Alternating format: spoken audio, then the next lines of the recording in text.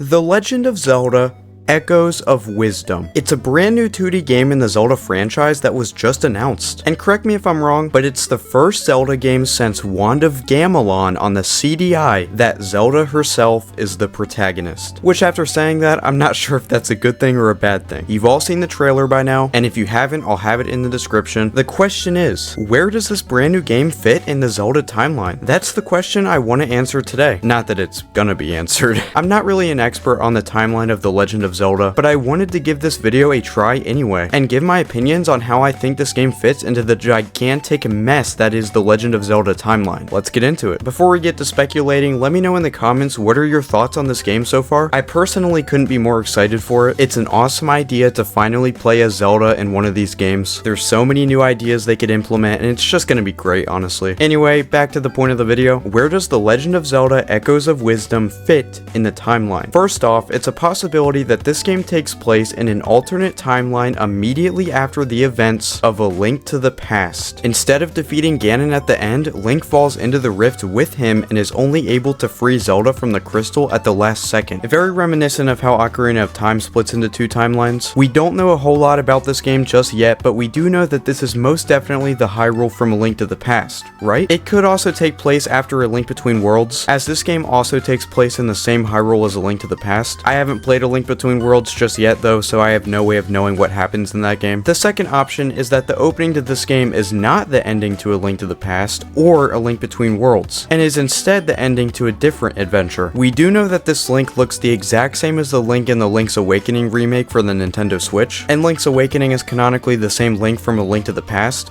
I think. So this would mean that yes, the Link in this new game is the same Link from A Link to the Past, which makes the first theory a lot more probable. However, the theory that this game begins at the end of A Link to the Past has a few massive holes in it. First off, in A Link to the Past, Zelda is freed before you fight Ganon, in the dungeon right before Ganon's tower, Turtle Rock. In the trailer, she's overlooking the final battle because she is still captured. I've heard some of my friends say that the timeline split happens when Ganon drops his staff. However, since Zelda is spectating the final battle when she shouldn't be here, the timeline split would have to have happened earlier in the game if it exists at all. Also, in the trailer, we see a ton of locations that never appear once in A Link to the Past. We see Zelda entering Gerudo Town and even visiting the Great Deku Tree. We also see different species of characters that never show up in that game. How are these things in the game if it supposedly takes place after a game in which these areas do not exist? Well, like I said, if this is an alternate timeline, it's acceptable for these areas to be here. I mean, looking at other footage from this game, it looks extremely similar to A Link to the Past. I just can't shake the resemblance. We still have the issue of Zelda still being captured, but that's not even the biggest issue. The biggest issue by far is the fact that in A Link to the Past, the Ganondorf battle happens in the Dark World, not